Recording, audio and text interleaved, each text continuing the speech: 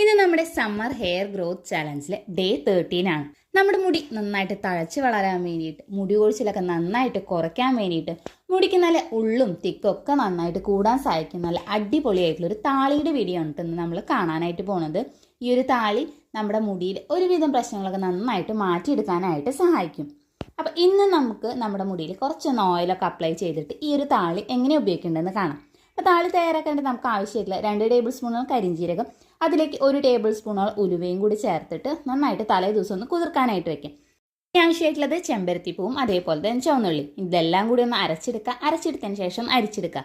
തലയിൽ കുറച്ചൊന്ന് oil apply ചെയ്ത് കൊടുക്കുക. അതിനുശേഷം ഈ ഒരു പാക്ക് നമ്മുടെ സ്കാൽപ്പിലും മുടിയുടെ ലെങ്ത്തിലും നന്നായിട്ടൊന്ന് തേച്ച് കൊടുക്കുക. ഒരു അരമണിക്കൂർ വെക്കുക. അതിനുശേഷം സാധാരണ വെള്ളത്തിൽ നല്ല വൃത്തിക്ക് തന്നെ കഴുകിയെടുക്കുക.